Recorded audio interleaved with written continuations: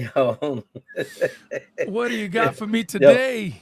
I got two. You got All two right. what? I got two jokes. You got two funnies? I hope they're funny.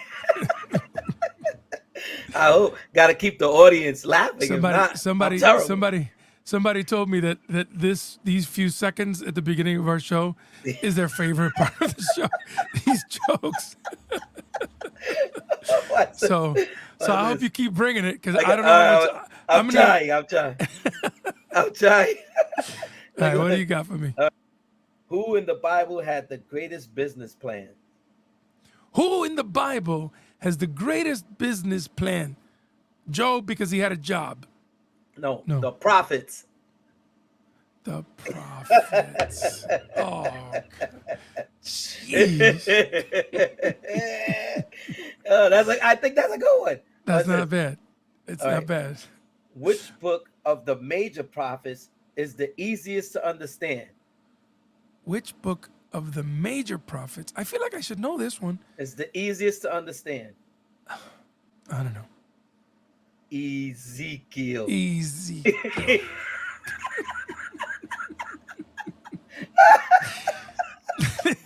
Let's start the show. Here we go.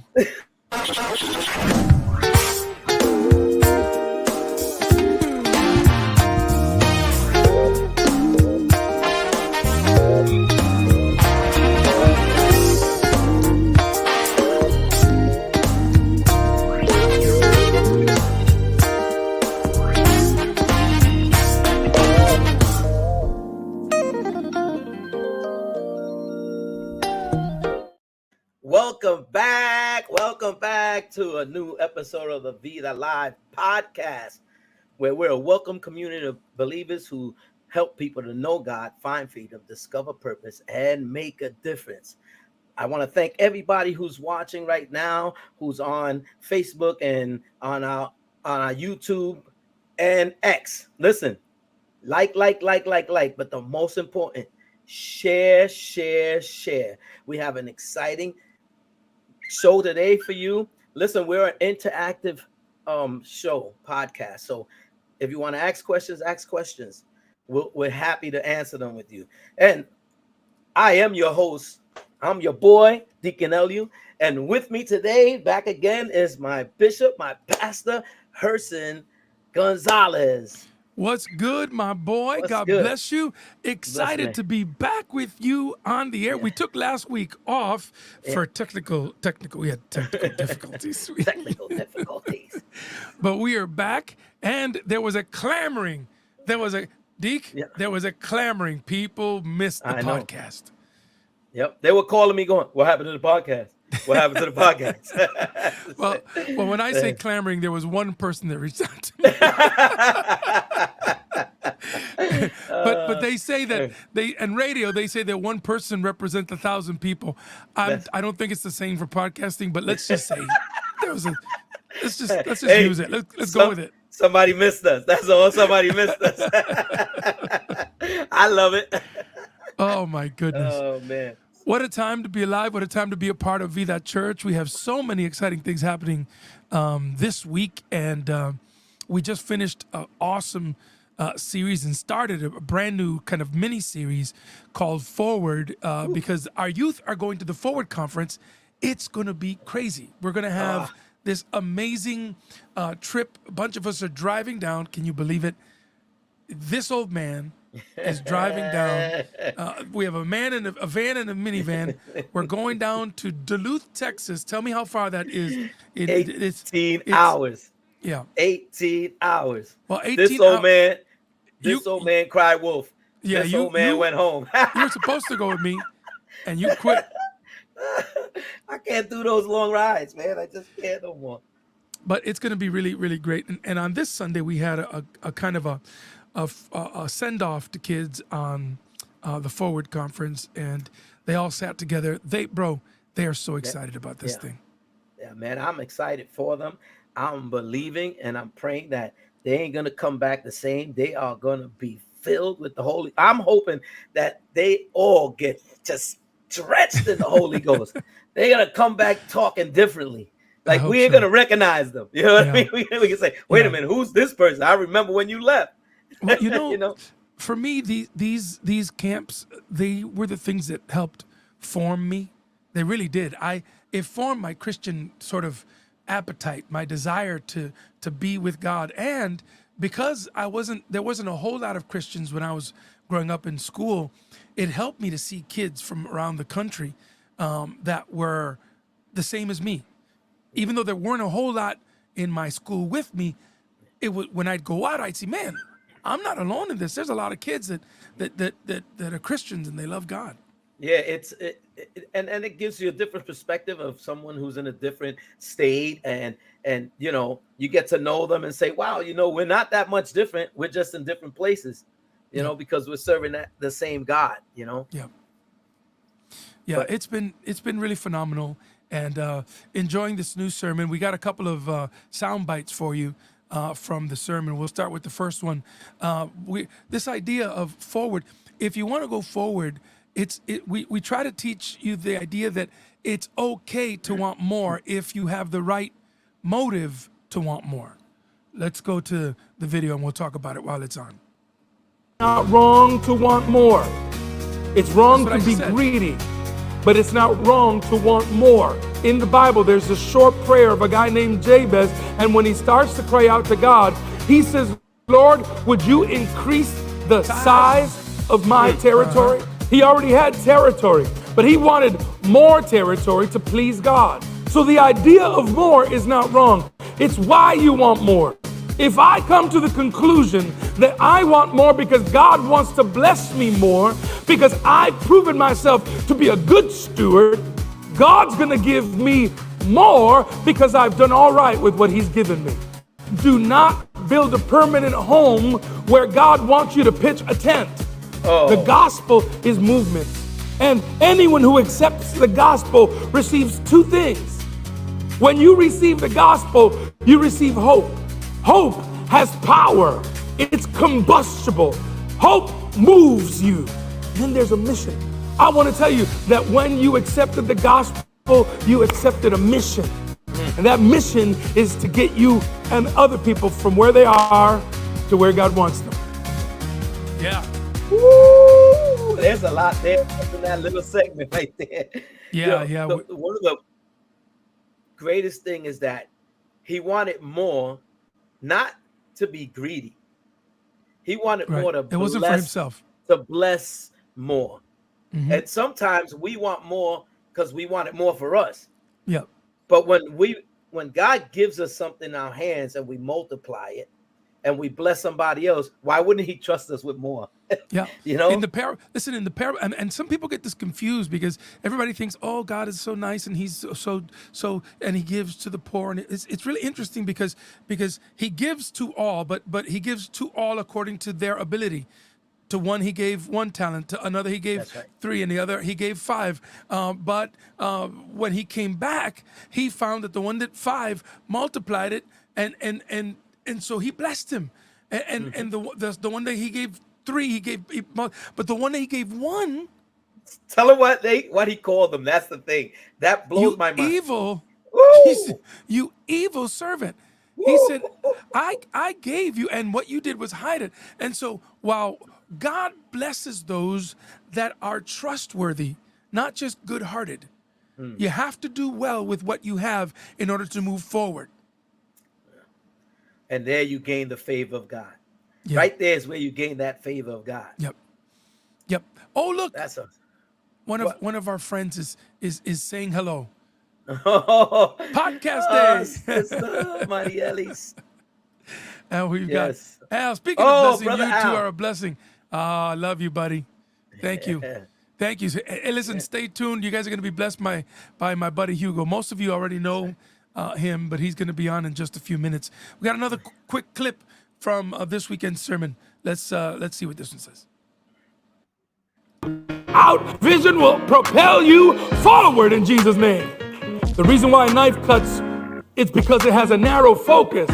I believe the vision is a bridge between here and there. What would your life be? What would your marriage be like if the best you starts to show up? if the best you starts to love, if the best you is allowed to thrive, God is calling you somewhere different. It's somewhere that's called there. It's the better version of you. Imagine. My goodness. Imagine. The idea there is imagine if we allow the very best versions of ourselves to come to fruition. If we let the power of God move us in such a way that it brings the best of us out, man, that's what God wants to do in our lives. He really doesn't want you to be the same. He wants you to allow the Holy Spirit to produce fruit. And later on in the sermon, we'll hear about what it means to produce fruit. But man, it's been a blessing to be. That right there, that right there is called servanthood. When you Yeah. are the servant of God and you move in what he has, his purpose and his will for your plan, that's when he says he gives you the desires of your heart. That's right. That's absolutely right. That's right. And he's given me the desire of my heart today. My guest today is one of my longtime friends, and I'm not going to keep him waiting any longer. I'm so excited today to bring to you my dear boyfriend. My man, I didn't mean boyfriend. You're not my boyfriend. You're my friend. That's a boy. No. Your friend that's a that's it. We're gonna edit that part out. He's my boy. That's what he is. He's my boy. That's it. And I'm so excited to have him. His name is Hugo Morales. And man, let's just welcome him with a great cheer. There it is. Hugo Morales is in the building. Man, I felt like I was in a stadium listening to I need that intro. Hey, what are you doing on a part-time basis? I need that everywhere I go. I can follow you around with a pew, pew, pew. I could just I'll just recharge the batteries. Oh, that's good. That's good. Oh my goodness. Well, let's get right into it today. I have a lot to talk to you about. I want to introduce you to my friends, my church, and the people that are watching today. Start off by telling us, Hugo, where were you born? Tell a little bit about your early life. I have a couple of questions that will lead us through some of this, but where were you born? Tell us a little bit about that. Well, I was born on the island, so I'm Puerto Rican. Lived there a whole 8 months before my family actually picked us up and shipped us out to Boston. And where later on down the years, I met you. That's right. And it's the best thing that ever happened to you. I'm sure we'll talk about that story. Yeah. So we've known each other for almost 40 years. That's right, ladies and gentlemen. He doesn't look 40. I certainly don't look 40. But we've... No. Ellie, any comments there? I definitely don't look 40. Yeah. I look 35. There you go. Hey, by the way, I turned 54 in 2 days. Just to throw that out there. Good Lord. Well, I'm glad you have all your hair. I'm sitting here waiting for you. Oh, he's got it. He just shaves it moved. Off. It just moved. It went from here. It's a great migration. It is. New real estate. Oh, that's so good. Yeah. Oh, you're fun. Now, I've often told the story of how we met. I tell it a lot. I probably told it on this podcast. But I've never heard you tell your version of the story because I always tell the truth. And then I want to hear what lie you might come up with. I'll set it up. It's the third grade. It's recess. We're at Memorial School in Milford, Massachusetts. And I'm playing football catch with a friend of mine named Ricky Morel. He's a friend of ours, but Ricky and I are playing catch. He was a friend of yours then. Oh, right. Okay, so take it from there. What happened after that, according to you? Well, hold on. So there's always your side, my side, and the truth, right? So I'm gonna try to blend this in somewhere. Well, new guy in school, actually new guy just about in town. I had just moved out of Framingham not too long before that. So I was a new guy in town, saw a couple of guys playing football. Now, I know you don't recall this part of the story, but I walked up and asked if I can play. And I asked you. I don't remember this. You said no. So I took a couple steps back. You tossed the ball to Ricky. Right. He tossed it back to you. Right. And then on the way back, when you went to wind up your arm, that's when I whacked your You arm. tackled me. Yeah. I could have hit you. Whatever. Tackle, hit your arm, all in the same spot.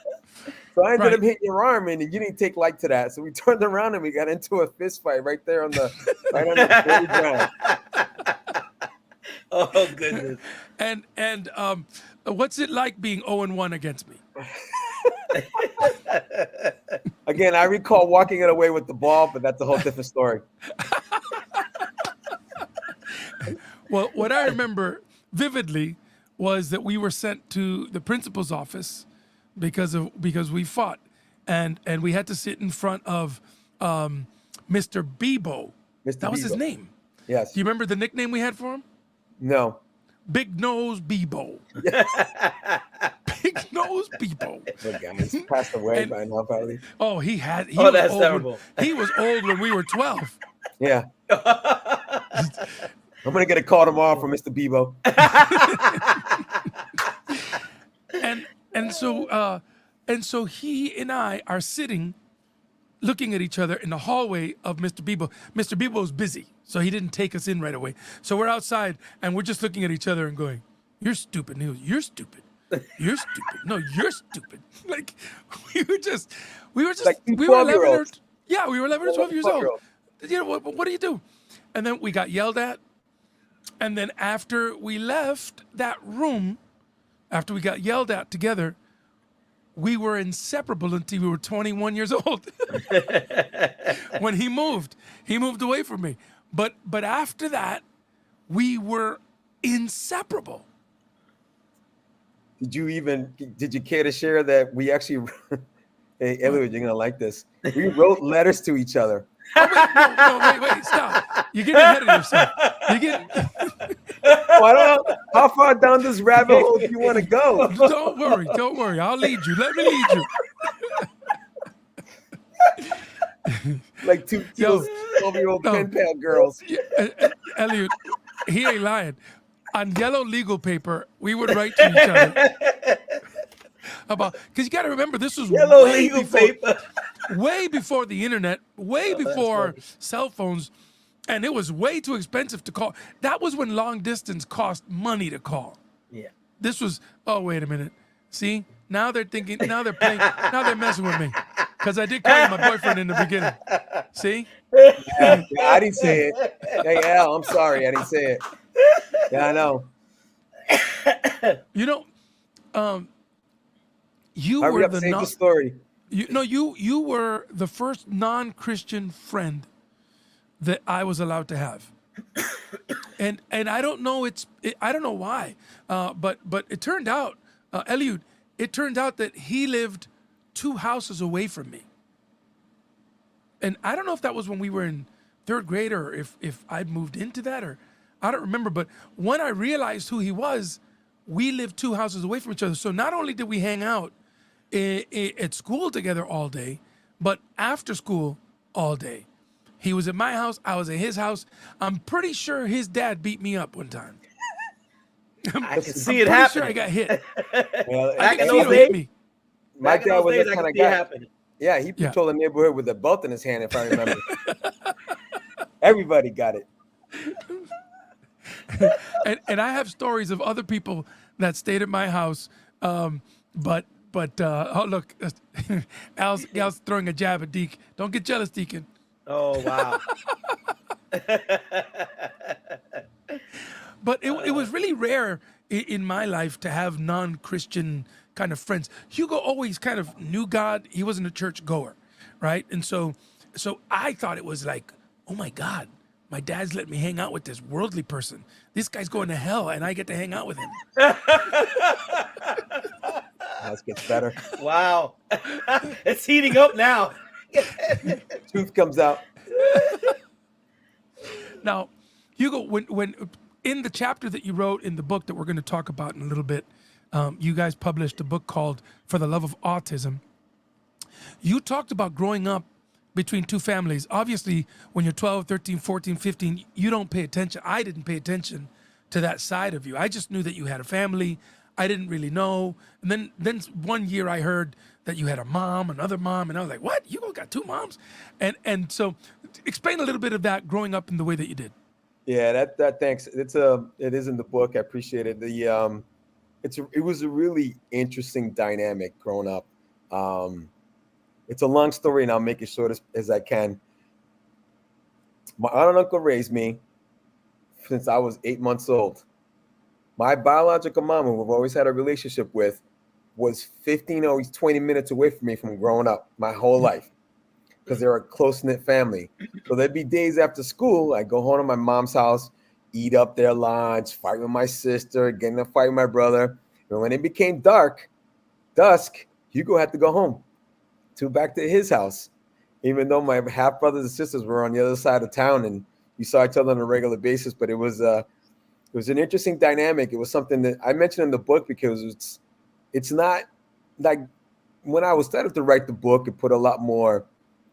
I just started to think about interesting how that whole dynamic was of living that close to my biological mom, having a good relationship with her, but I didn't live with her.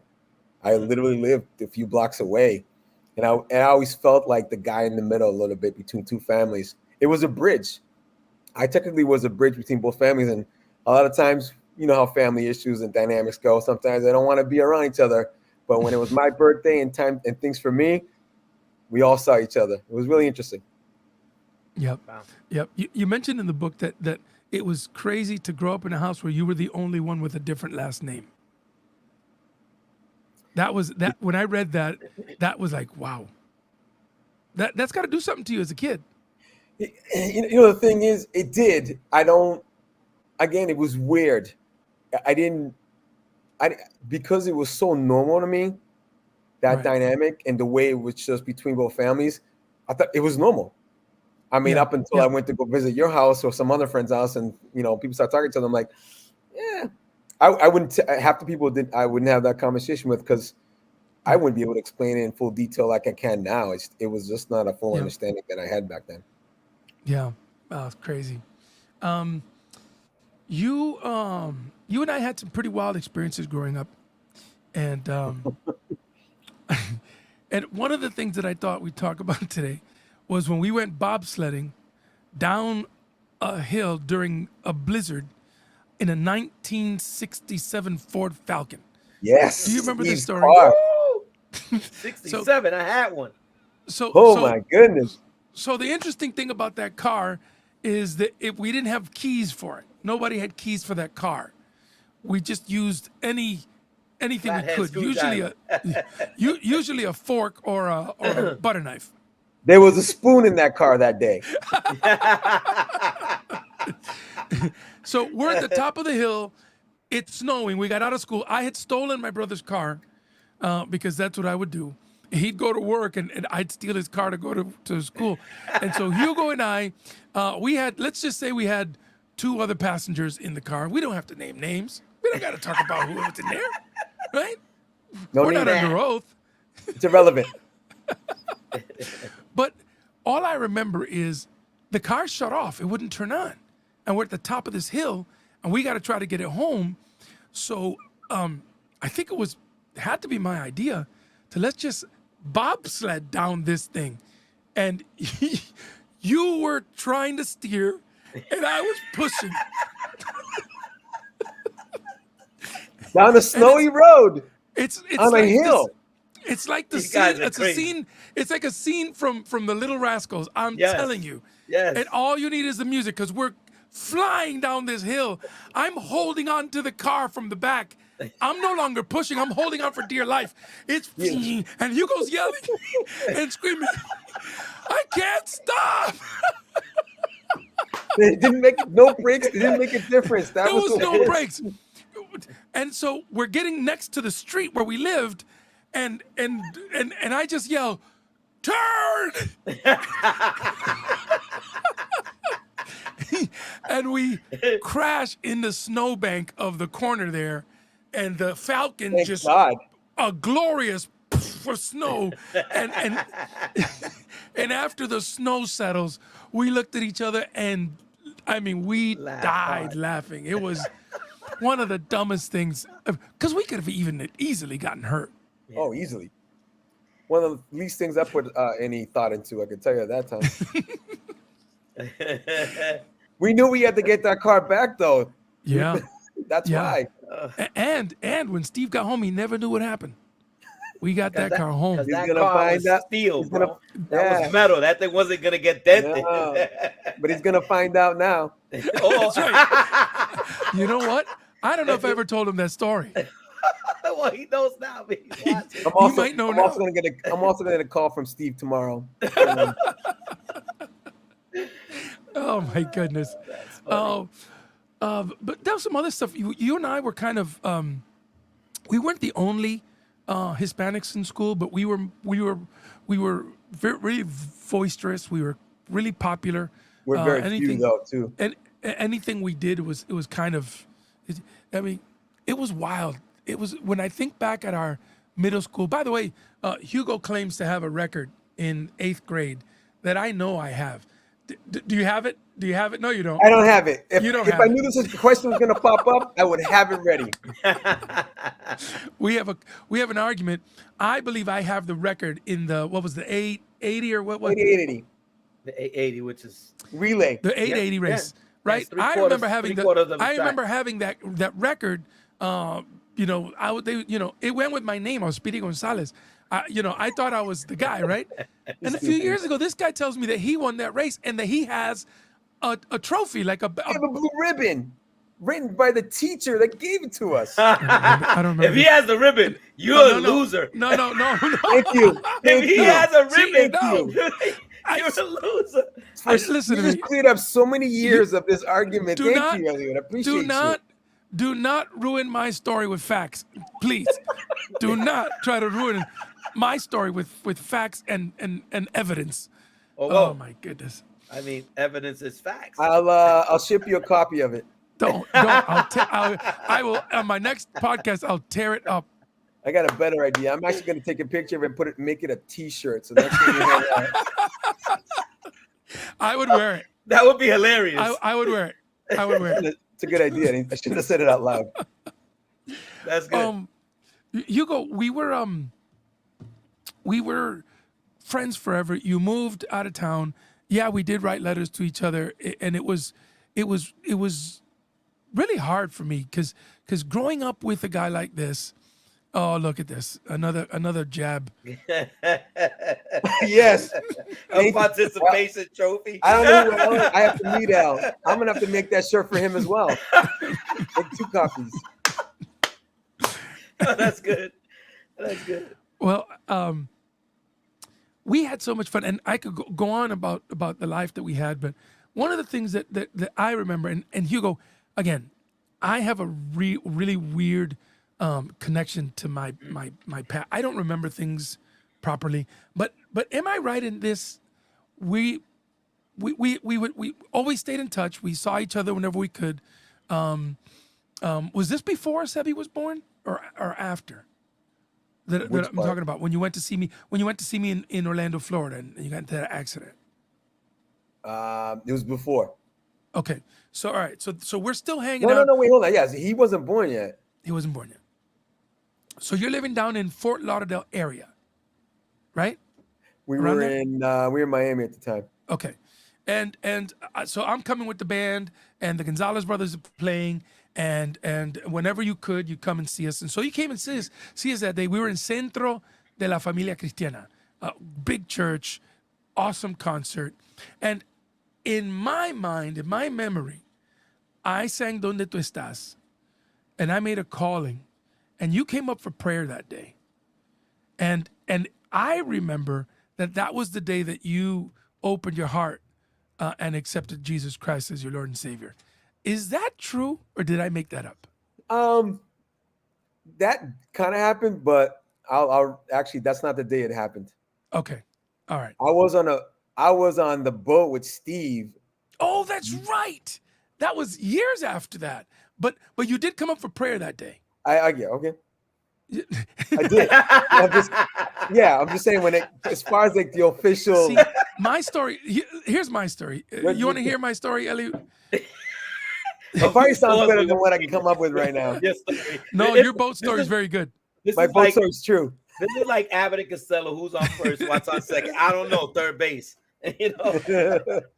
I really think that in my mind you came up prepared because you got into a car accident on your way to us, and I thought you had this life-threatening ordeal, and then you get there, and then your best friend singing "Donde tú estás," and you were so caught up, and you accepted Jesus Christ at that moment, and your life changed forever. And now you're saying no, that none of that happened. Not all of that happened. Okay. Well, there goes my beautiful Well, it's a good memory of story. there goes my beautiful memory when you accepted Jesus. So let's talk about the real story of when you accepted Jesus. I was not there for this, which I'm a little sad about. But go ahead. You actually were there for that. Oh, I was there. Yes, you were. Yeah, we were in that little space. We were in that little. Tiny little space, Steve's boat, Yes. me, you. It was me, you, Steve. He's got a better memory than me. Ken was there, and was Che there? It was somebody else. I can't remember the other person, but definitely you were there. We were at Wallem Lake. Nah, you're starting to get it. Wallem Lake. We were in the boat, and we did all the stuff. We went into this little kind of cove, and Steve took out the Bible and he started. What did he say? What happened then? No, it was it was a setup. I was set up. It was a setup. It was a setup. He just took out the Bible and we just had a conversation, and I don't know if Steve caught something and we were having, I don't know exactly what the words were, what was exchanged, what we said, but he did ask that at the time. So dude, you want to be able to take this opportunity to give your life to the Lord. And I was like, I mean, what else would I mean, there was an incredible opportunity there. Yeah. That being there around you guys and having that situation, it was, of course. Yeah, I remember it. I felt it come over me pretty heavily that to answer that question easily was yes. Way to go, Steve. Incredible. Yeah, way to go, Way to Steve. go, Steve. All my efforts for all those years failed, but Stevie got him. Well, Stevie said, it's your brother. If it wasn't because of you. Stevie said, I'm going to take him on the boat just like when Peter and them were fishing. That's right. And we're going to get you. Yeah, all Steve needed to do was walk on water that day, and it would have been a then he really would have gave his life to Christ. Oh, it's you, the Lord. It's Christ the Lord. The miracles are happening. But it's a huge deal, and over the years, Hugo's been a member at some of the most amazing churches in the country. When he lived in the Chicago area, he was a part of I can't think of the name of the church. Willow Creek. What a church! Willow Creek, and the pastor was Bill Hybels. Bill Hybels, one of my favorite preachers. I remember that you and I went there. I went to visit you, and we went to service. It was baptism Sunday, and he preached the message on the anchor, and he gave us all an anchor. Do you remember that? Oh, what a story. He talked about the importance of choosing the right anchor. He's a sailor, and he never needed the anchor until he needed the anchor. And when he needed the anchor, he's glad that he spent more money to get the most expensive one because he was caught in a storm. And if that anchor wouldn't have held on, they would have been lost in that storm. Wow. Boy, what a message. Woof. Wow. That was strong. Bill Hybels. It was great. That was amazing. I still have a video of that. It's on my YouTube page of our visit there. It was amazing. I'm probably sure I have. I know we have pictures and stuff, so. Yeah. But what can you tell me about being a part of a church that big? I mean, if I remember correctly, that church had a supermarket for people. The church was on a weekend. It would do like 6 services and see over 75,000 people. Wow. Yeah. Yeah, it was, and a couple things. When they put on a service, I mean, Christmas service there, Oh my gosh. I don't think I could pay enough money to watch a Broadway show put on something that more spectacular. That was, you know, it's the inspiration, godly driven, the whole message. I don't think you could, the way they put that together. I mean, I'm pretty sure that I don't know. I would love to see what those numbers are, but a lot of people must have came to God, Oh in my those Lord. weekends because they put something really strong that would, a whole program together that would hit you deep in your heart. Yeah. And they had a very large place. They did have its own. They had a couple of ministries there. They fixed cars, single moms, and give them away. I mean, sometimes it was a very nice affluent area, so you saw some cars that come through. You're like, "Whoa, they're giving that away!" I'm like, and they had a whole supermarket. So if you were homeless or needed something, no questions asked. Just come in. They'd sit down with you and help you with your needs and collect a whole Incredible. bunch of bag of groceries and even take you where you need to go. Wow. Incredible. That's Yeah. amazing. Incredible. Yeah. amazing. And some people say, well, I wouldn't want to be a part of a church that big because I'd feel like such a drop in the bucket. But they didn't make you feel that way. You Well, felt like you were connected. It's just that, and be reminding of a few things as well. They had a prepaid legal service, a dental service, Wow. and people were just donating their service. I mean, everybody there was willing to help. They, a lot of people donated just a lot of their services because just the way that church gave back to the community. Incredible. That's awesome. Yeah, it was amazing. It was great to be a Incredible. part of it. The great thing I think they did very well was for a place that big, they did have a lot of small church feel to it. They always had a lot of small groups and small community feel to it. And they did a very good job of making you feel that way about it.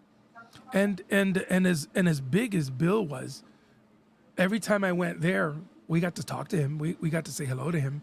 He was very accessible. Yes. It was. I mean, I loved going to visit you just to go to that church. That was incredible. Well, not to see Hugo, but just to go to. Well, listen to me. I'm not going to talk much about this, but for my 45th birthday, was it 45? Yeah. No, was it my 50? No, I think you're 50th. Yeah, unfortunately. It was 50th. He was 50th. Yeah. It wasn't that long ago. Elliot, remind me to tell you this story when we're not talking in the podcast. Okay. Because there's some things that this man did to me that Oh my goodness. hey, Oh my goodness. hey, you and Tamika are one. So both of you We guys. Tamika R1. I'm gonna have to take in the chin for that one. She can hear me, by the way. Yeah, well, listen. Let me just say that my birthday was memorable in all the worst ways, but it ended up being the best. It was so awful that it was amazing. But we're talking in code. We do, Evan. We do have amazing memories together. Talk about a lifetime of friendship. I mean, over 40 years of friendship. I'm best man at his wedding. He's best man at my wedding. He's Melody's godfather. I have a great relationship with his two sons. As a matter of fact, Tamika was not due to have the baby. Back when I was visiting them in Miami, I was visiting them and I had to leave like 2 days later. And I was said, wondering this if you're baby, gonna touch up on this story. I said, this baby's coming tonight. And they were like, this baby ain't coming for another week. And that night we were in the 2 hospital. weeks. The baby was due 2 weeks away. And that night, because the prophet spoke it, All right. little Sebastian came a little bit early and I got to meet him and hug him and play with him and kiss him. It was amazing. Yeah, it was amazing. He was born that same night. I was like, that's not gonna happen. I want to crash this party so That's bad. Tamika, everybody. I've been listening and I've been laughing, especially about your 50th birthday party. You know that was the best birthday memory ever. I'm just saying. Not the best, but the best, yes. It was, for me, the funniest birthday that I've ever Oh. had. For you. Should I tell people? No, I can't. I'm not going to. No, Don't do it. don't do it. Don't do it. You got to Don't we're in do front of a it. church group. Yeah. You're good. Keep it that way. I'm curious. No. Don't do it. It wasn't that crazy. But actually, Tamika, stick around. We're about to talk about For the Love of Autism. The book. Oh, okay. Um, That's funny uh, because I'm I, listening to the audios that you put together. that's I'm right. writing Good. to it quietly. The book is called For the Love of Autism. For those that don't know, their next child, when he came along, you read it in the book. Everything was normal. Everything was he was the most beautiful baby, like supermodel looks. This kid was gorgeous. And then later on, I found out that he was on the spectrum. Now Hugo didn't tell me right away. I find out in the book that Timika didn't want to tell anybody about this because there was a bit of there were some serious feelings connected to having a child on the spectrum. And what did that say about you? What did they say about your family? What did it say about? So let's talk about that a little bit. When did you first realize that your son was a little bit different? I'll let Hugo answer that, and I'm gonna grab a chair. Okay. It probably took me a little bit longer than Tamika, even though we had discussions together. I I probably could have caught some of these cues earlier. Maxim was, and to your point, okay, this kid was gorgeous, like So cute. so bad that like women used to walk up to us and go, "Oh my God, she's beautiful." I'm like, I'm sorry, this is a boy. She's like, he's so good looking, he should be a girl. I'm like, oh, lady, thanks. Hey. We're gonna double on down on that. No. Yeah, but he was just a really good looking kid. But Maxim was just, I think Tamika and I always showed a lot of affection with him, and he was always, because a lot of kids on the spectrum, they have sensory issues. You can't get close. Maxim would just, I think we kind of fought through some of those things together. But he was playing a lot and happy, but he was by himself. He didn't care to play with some of the other kids, and I Yeah. think we started to notice some of that along. But the kid was happy to me all the time, so I didn't think twice of it. Yep. Yep. And in the book, you it's not just your story. You guys gathered, my goodness, it's like an all-star team of people in that world. I mean, I can't think of her name, the one that they did an HBO movie, Dr. Temple Grandin. Dr. Temple, man, she writes a chapter in this book, and she narrates. Did you narrate hers or did she narrate her own? Actually, that one I narrated. Yeah.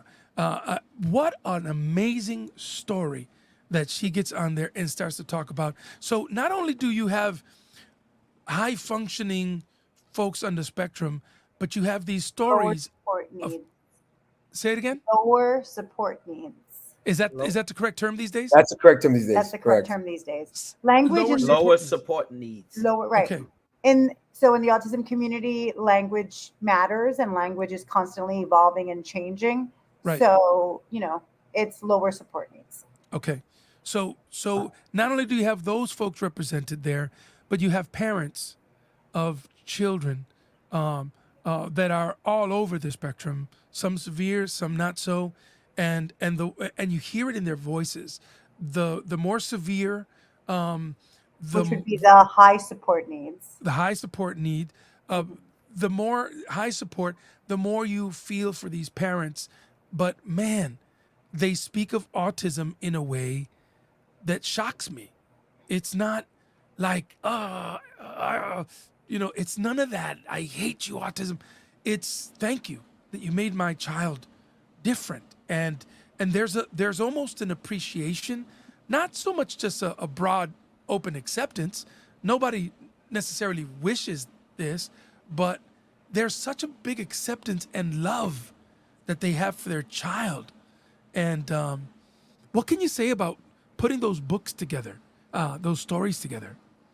Before you, I think some of those parents, and I know you can read some of those stories, and you may get that, and that impression, but they quite a few have gone through those grievances and gone through that period in time, and who knows how long it took them before they can finally come around and speak to it. So I think the book is what helps a lot of people. I know it helped me to kind of tell my side of that story, because Tamika and I we were black and white on it, on how we wanted to go about, relating to Maxim and figuring that out. So, but yeah, there's a lot of people. So I'll say this: I think every parent has goes through all the stages of grief, right? And so the acceptance is the last stage. And for some people, they can get there a lot sooner than other people, right? And you don't know what you don't know, is what I like to say, right? And so you're kind of navigating this new journey, and you're learning the nuances of something that you have never either experienced before, or that you don't know much about, until you know have a child that kind of becomes your best teacher. And Yep. so for me, so I've written for 4 publications, books, specifically in the autism space. And I will tell you that I and Hugo both really did take this journey, this diagnosis, I should say, really differently. And I think part of that is, as you kind of already mentioned, it took me a couple of years to get to the level of acceptance, but I really kind of contribute that to writing. I had got invited to write for this book, Today's Inspired Latina. And in that, I had initially written I had written a play called The New Eurekan, and the publisher had read the play. No, he did that purpose. Okay. I just want to So I show. can see her. Where did I you was, see her? I was So you only can getting see half both of your Tamika's face. face. Yeah, I was Oh, trying to okay. get her to get in. She wasn't Sorry, getting a you know clue. what? I didn't have makeup on. I was over there doing the audiobook. So You're beautiful. You're beautiful. I'm in the raw. Like, you got to show a better picture of me. But anyway, so for me, what I was going to say is, so I originally wrote a play called The New Eurekan. My background is, in acting and playwriting. And so when I wrote that story for the book, I always tell people I had a God whisper. And the God whisper was like, you've already written that story in the form of a play. That's not the story you were meant to write for this book. And I had learned, and I know you guys were talking about churches, part of being a part of Willow Creek Community Church, Bill Hybels had written a book all about God whispers, and he had done a sermon about God whispers. I remember this. And I really feel like that kind of planted the semilla, right? It planted that seed. And I think that seed just started to get watered and grow in me. And in writing, and so I had already submitted my story, and the book was going to publish really shortly after that. And I remember contacting the publisher, and I pleaded. I was like, please, can I pull this story back? I don't care if you give me 1 day, 2 days. How much time do I have so that I can write this new story that I'm meant to write? And she kind of like, whoa. And anyway, we came to an agreement. And then I just started writing her, and I'll cry. I started bawling. And I think I just put every emotion that I had in that story. And, they always say, whatever emotion you write your story with, that's the emotion that the readers are going to feel. Yeah. And so by the time I was done writing that story, I had un alivio. Like, I had this just, like, it took years for me to be able to breathe and just like release. And I really, if it wasn't for that, I don't know how long it would have taken me to get to the acceptance stage. And so I always say writing was my healing journey. Yep. But after that, it was like a complete 180 turn. And I went from not wanting to tell a single soul, forbidding Hugo to tell you, to tell his family, to tell anybody, to even utter the word. We didn't even tell our oldest son. Like, it was like people are showing up at our house constantly to do all these 50 million types of therapies. And my son sees people coming in and out. My oldest son, Sebastian, and he's like, oh, okay. Like, what's the age difference between the two guys? 16 years practically. 16 years. Right. And so babysitter. Right. And so, but the beauty of that was that, like I said, once I released, it was like I could breathe, and it was the acceptance stage. And then I started immediately. I had started a nonprofit at the same time as the book was coming out. And now the Autism Hero Project. And now we we do such wonderful, beautiful, unique work. We buy medical insurance for children on the autism spectrum so that they can get the therapy, all of the therapies that they need, because early intervention is a game changer. We give education scholarships because autistics have, between 80 to 85% high unemployment rates. Of all the disabilities, autism is the highest disability that is unemployed. And so we've tried to close that employment gap by offering these education scholarships for university, vocational trades, IT, all of that. We put on inclusive events. We actually sponsor first responder training, especially during the social unrest. We saw a lot of, first responders who should know better and didn't, and they just, they definitely need training. And so we've started first sponsoring responders that should know better and didn't. Wow.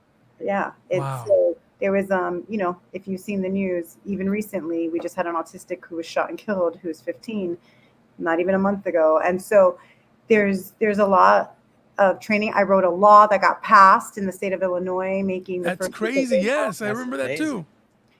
Making the first week of April Autism Acceptance Week, where we raise awareness, and there's a lot of cultural events. My background is in education, and so it basically has asked school districts throughout the state of Illinois to do curriculum, and I got the idea because as a school teacher, when a holiday comes up, Martin Luther King, Christmas, Christopher Columbus, Veterans Day, all these holidays, you teach to what before the day comes why they're going to get this holiday off. And so I was like, you know what? Autism acceptance. When you have a prevalence of 1 in 36 children being diagnosed on the spectrum, it's not, if I meet someone with autism, it's when, and most people already have, right? Yep. And so there's just so much awareness, and that's the seed for acceptance, right? And having that sense of belonging. And so we really fight for inclusion, and so it's been a beautiful labor of love. This is personal heart work, as you know. And so the book has been out. We just had recently our 2-year anniversary. Look at that. A few thousand copies have been already sold, and we have the audiobook that's coming out, in the next couple months. Hey, oh, I like that. Look at that. Someone's ready. Listen, not because he's working on it or anything. No, what's crazy is that God is so good that he would take you guys in a situation like this to change the world. Because you're changing the world by what you're doing. They really are. You're affecting a big outcome of people who maybe before will be marginalized, will be pushed to the side. Absolutely. And I see, like you're talking about that, and I just see how God, you were here and God took you here, and then he brought you here, and he's still using you guys. And he's not finished. And he's not finished to the best is yet to this come. world, man. Of pure love. And it's pure love. It's pure love. Yep. Exactly. I do a lot of public speaking in this space. I do keynotes. I train employers and organizations and companies, education, districts, school districts. And, this is really just the beginning. And it's funny about changing the world, because our whole mission is preparing kids with autism for the world and preparing the world for them. This is amazing. Hugo, your journey in your chapter, you write about your journey a little different. You had fun with your son. Yeah. You played with him. Tell us about how your journey was different. It's very different. I think out of all the stories you're going to read, mine comes across different. I handled the grief a little differently. Everybody that knows me personally, I love to joke. I'm going to leave you guys because I have a 7:00 Zoom. Okay. Love you. Thanks for coming on. Thank you. Great. Thank you so much. Oh, wait. Appreciate that. Yeah. Everybody that knows me, sarcasm runs deep in my blood, but the approach of Maximilian, I took it totally different, because that's all I knew, right? We had, I know there was, again, that's him running in the background, sensory issues, how to approach them, but I had fun with them. We constantly joke, and the pranks just kept that vibe going with them. And, the funny part is, there's a lot of times things with anybody on the spectrum that it's black and white, right? So they don't see a lot of gray area, but he's getting the nuances. He's kind of catch a lot of jokes. Now he thinks he's funny. He is very funny. Oh yeah, he's funny. He's very funny. And he's very affectionate with the right people. You know, Very it's almost like you got to tell him, hey, no, you don't know that person. You can't hug that person. He's true. he's so like, there's no guile in him. He's just No, so loving and so beautiful. the kid's been taught love from the beginning. That's all he knows, affection.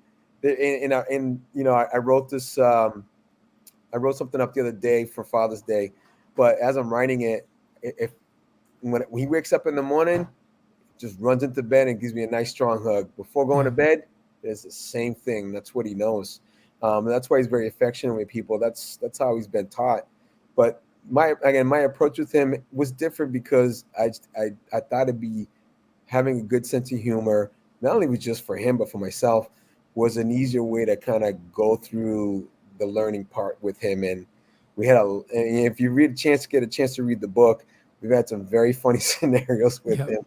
And I'll share one story quickly because, again, this is a child on the spectrum, but I take him to karate class, right? Because I'm trying to teach structure and learn the classes. Yeah.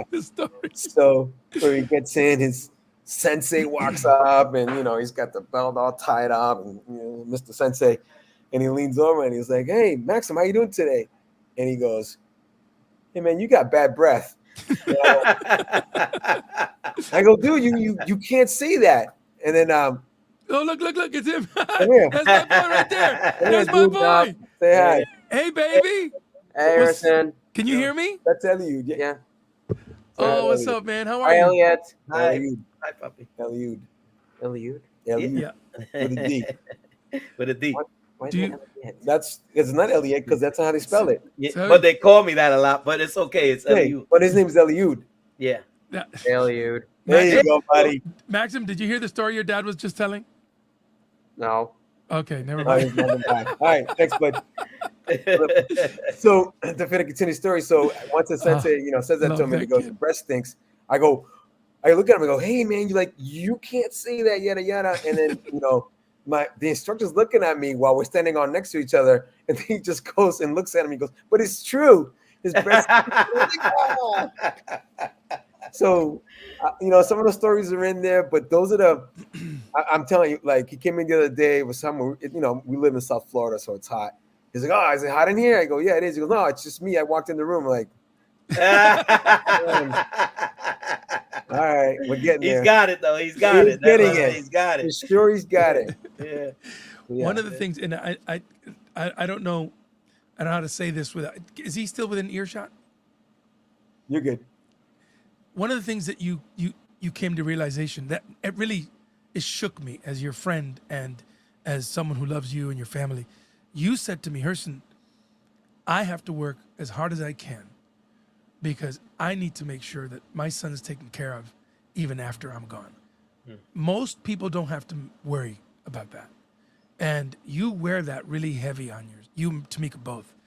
Talk a little bit about that burden, responsibility that you feel. Sure. It's a bit of a burden too. I understand it's a either way for choice of words. It's really the same scenario. It's it's something that, like I said, I mentioned a lot of people with their own children, they try to plan ahead and stuff like that. I'm hoping with Maximilian, we're doing our best. We want to make sure that he has the ability to make it on his own. Trying to teach him the basics where, we struggle with it, how to tie your own shoe. Let's brush our teeth. Can we put on this shirt? Now it's like, hey, let's fill this job application out. What do you think about driving? Some of those things may never come to fruition. I'm not sure. I'm hoping to see that in my lifetime and that he can make it on his own. But there's a possibility that it may not. He may not be able to do that. And that leaves it on us to make sure that I can leave enough money behind where he has somebody that either can help him take care of himself, partner up with him, another family member. I'm not sure, whatever the case may be, but that's a conversation Tamika and I had to take a step forward the other day. We have to put a trust together for the family to make sure that the government, everybody knows that's a scenario. It's our money, let's take care of it. Nobody can get their hands on it. And then when the time comes, if decisions need to be made whether I'm not here or we are here or not here, actually, my apologies, they're designed to kick in when we're not, that his needs are taken care of, and Incredible. that's a big thing that we put on ourselves.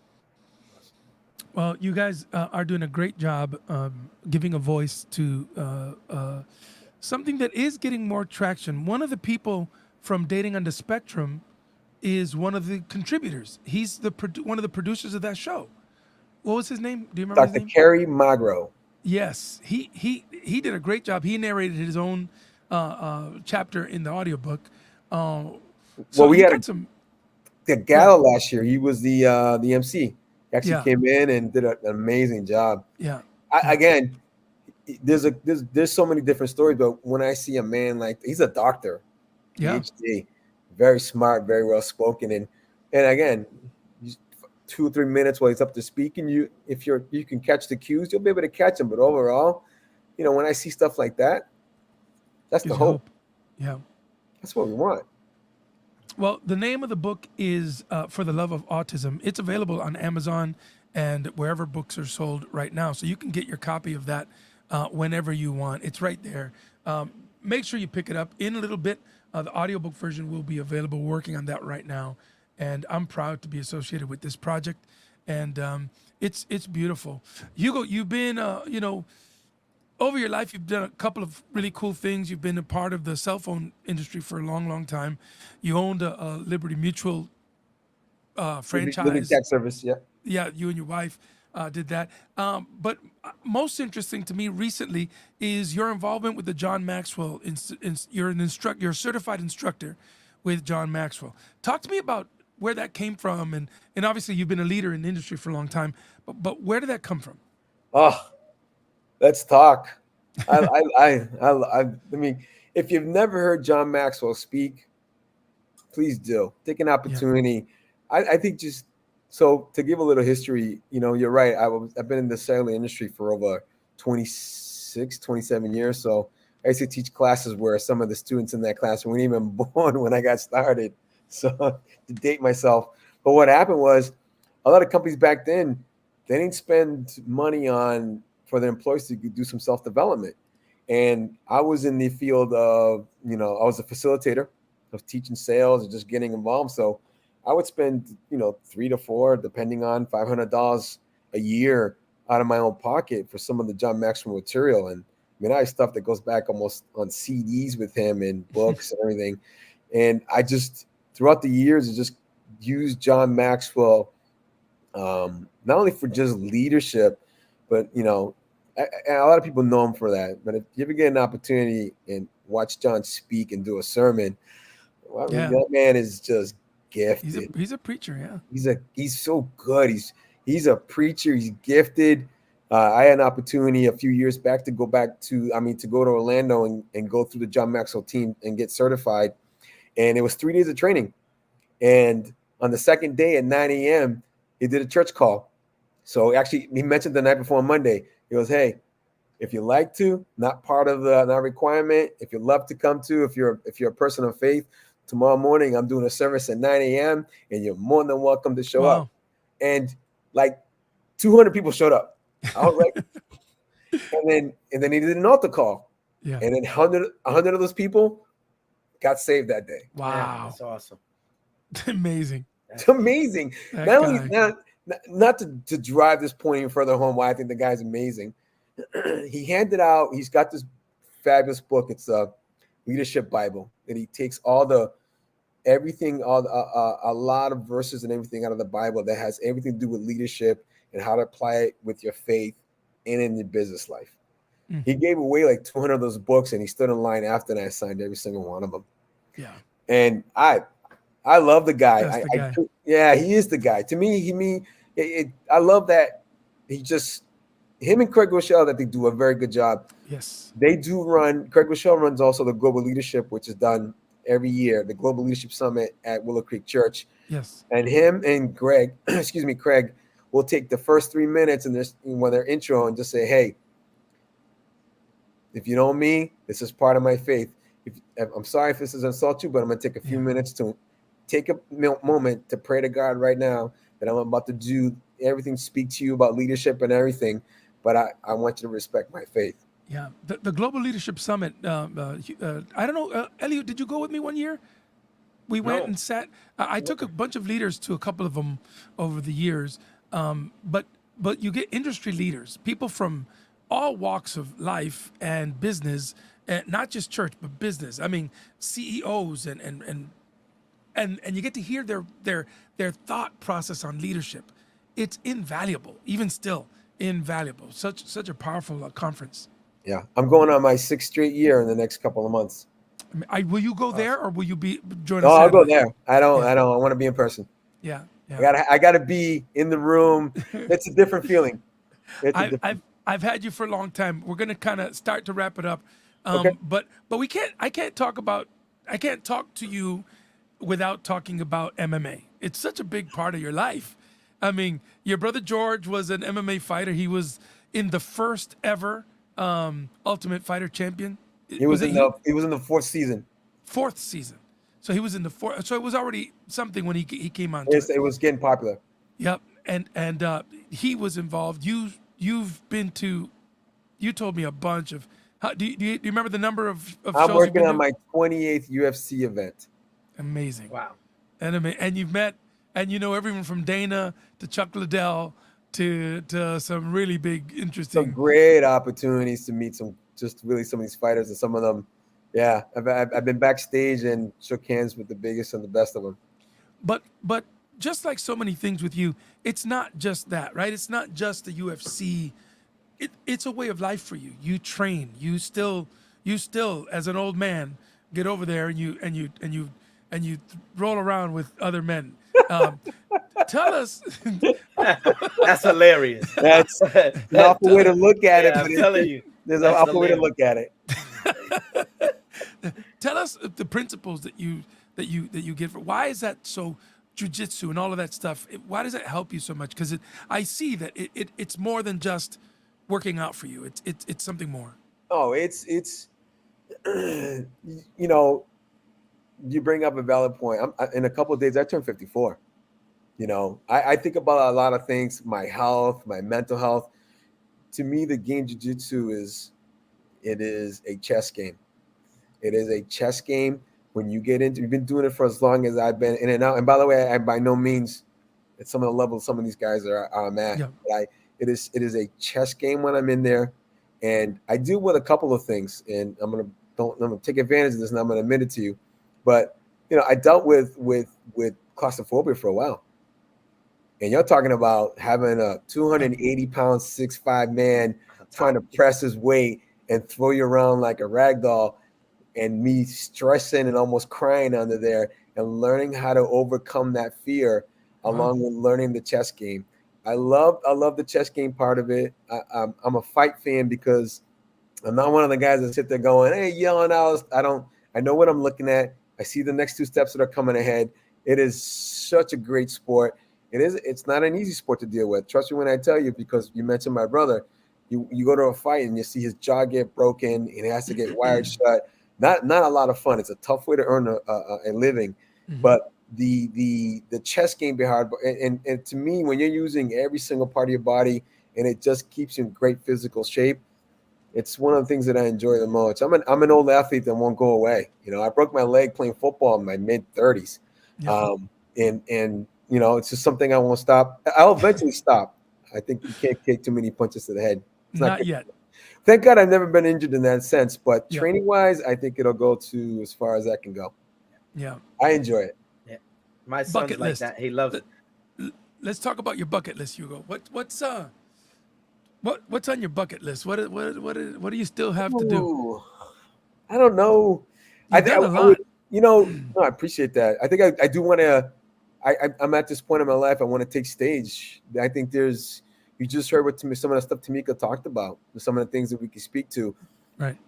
There are right now, especially in the minority community, we still deal with people on the spectrum and disabilities a whole different way, and not in the way that we think we should.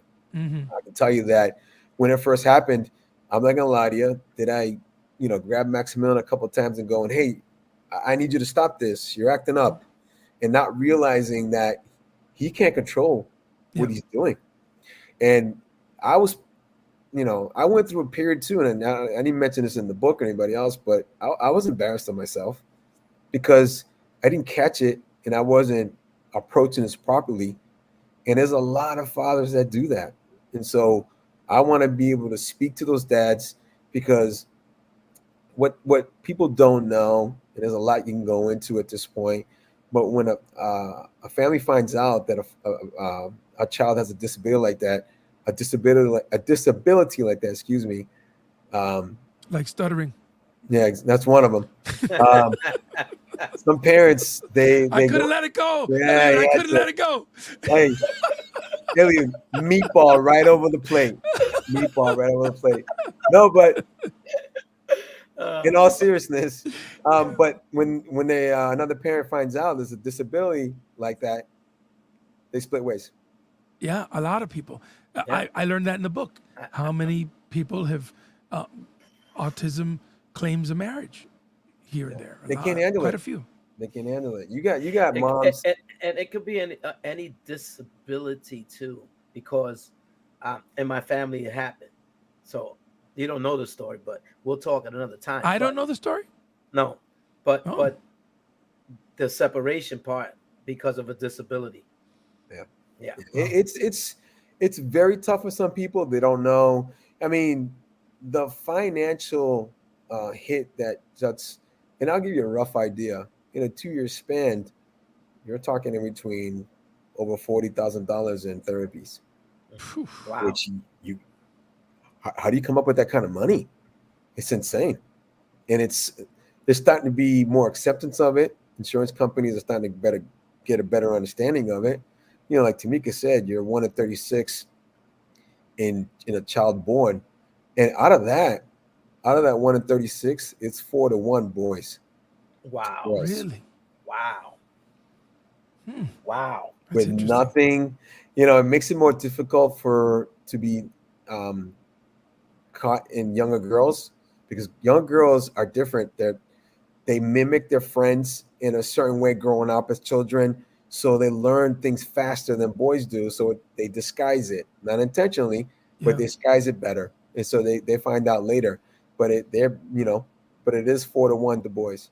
So Wow. the so the bucket list thing is that you really want to speak more publicly, get on stages, and get on the circuit and get out there. That's right. I want to get on stage. I want to spread the word. You can't. It's there's a need for everything, like Elliot said. You got all kinds of different circumstances out there. Yep. There's a need for everything. But if you bring awareness to one, it opens up the eyes to That's right. many others. That's right. So I want that. I want those opportunities to get going and get the fathers on board. And because nowadays, a home without a father, Yep. That's It's a right. big one. That's a big one. there's plenty of statistics out there to prove it. That's Yeah, right. that's a big one. So as we wrap up our conversation today, there's a lot of takeaways. The first takeaway is don't let Hugo drive a bobsled down a hill. Especially if it starts with a spoon. That's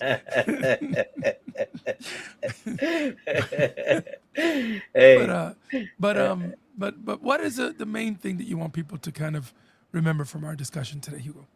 I listen. We've had such a great friendship, man. I really appreciate the opportunity, and Ellie too as well, to kind of meet you and hang out. It's you don't. It's rare when you find something where people hang on. There's marriages that don't even last half this time, Yeah, and they yeah, bring out over the silliest things. I think that there's there's there's a lot of power in a very good relationship, and especially for men, we always try to be. And trust me, I'm a tough guy. I can tell you, I can step in with the biggest and the most of them.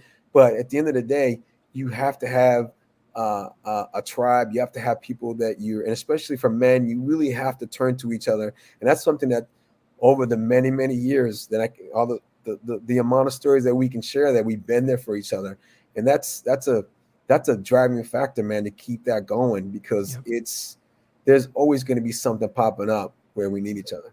that's a special type of bond, man, that men really do need to do, because some men they're too prideful. And guess what?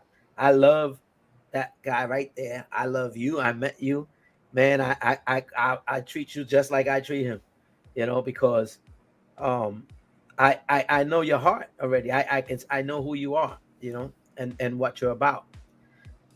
Yeah, So for sure. I mean, the amount of time, for as long as I know this guy, if you know each other, one speaks. You do. They say you're an average of your five friends, and I got to tell you, you bring up a good point. Craig Rochelle says it great. He says it best. He says you have to let your ego go in scenarios, and then he ends it with edge God out when you do that. mm, Nice. wow, Well, that's good. that's gonna be the note That's we good. end on. Yeah, I just wanna thank you and your wife Tamika Oh, that was for great bringing having up her. for bringing a broader awareness to all of us, because I tell you what, there's somebody probably listening I hope so. that'll help them immediately, and think about it in totally different way. I I'm see it happy. more in a totally different way. I'm happy that Maxim got on and everybody got to Yeah, see that was him. cool. That was That was excellent. cool. That was really cool. That was like a And it was celebrity spontaneous. sighting. Yeah, you can plan it. Yeah, and again, I appreciate that. The Autism Hero Project, so it's Tamika's passion and love, and if you want to get on there, they're on all social media platforms. But if you have questions, and you want to know more, and use just an incredible amount of resources, and I can tell you, there's a bunch of people that jump on there and ask questions. If you want to go anonymous, I totally understand. There's a lot of people that are just finding out, and where do you go from there? We started the same way. We didn't know where to go, where to start, and we knew that we found out something and we got information we had to share with others. So use it as a great resource. There's plenty of places you can get answers to what you're asking about. It's awesome. The book is out in print form. You can get that now. You don't have to wait. You can get that right now, For the Love of Autism. If you want to get involved or find out more information on the Autism Hero Project, do you guys have a website or Facebook or? Oh yeah, autismheroproject.com or .org. .com. .com. I'm gonna get Amen. that. So get out there. Thank you, Hugo, so much for Yes, being man. our special guest today. Love you, bro. Love you guys, You're the man. man, This bro. is I love you. fantastic. I appreciate you guys having me on. We had an awesome time. You're the best, bro. I thank you guys, man. All right, Hugo. It's great to Bless see you, man. you. Have a good evening, everybody. You too. Thank you. Oh, my man. God. That's so good. How about that? Come on, man. You know what? How about that, I buddy? just want everybody to know, man, you need to be watching this podcast because, listen, and I'm being serious on this. You have no idea. You have no idea. Share this because you have no idea what somebody else is going through, might be going through the same thing. On each and every guest that we have that they said sharing their testimony. And I encourage everybody else, share your testimony. I'm telling you, your testimony is going to affect somebody and it's going to help somebody to get through it, Yep. Well, thank you everybody for being on with us. Man, this has been a journey. You never, like you say, you never know what's going to come out of these, but our guests have been so wonderful and their stories have been so great. Man. Different stories, but so powerful, but it's a testimony, Yeah, and your story counts as well. it does. You have a testimony. Yeah. Okay, well, pray for me. I'll be Yep. on the road on Tuesday with a bunch of teenagers driving over to Georgia. Let's And, not forget Wednesday night. We're still in the book of Acts. That's right. Listen, Brother David is teaching. Brother David is teaching. Don't miss it. Worship has been insane. Yep. Has been insane. I'm telling you, Holy Spirit worship time, and then getting into the message of how to be a church of power. Remember, Be That Church is a church of power. So don't miss it, and don't miss our Sunday morning on Sunday at 10 a.m. and at 1 p.m. the Spanish service. All right, everyone. Thank you. All right. Thank you guys for being with us. All right, that'll do it. That Thank you, everybody. concludes. God bless you, everybody. God bless you, everyone.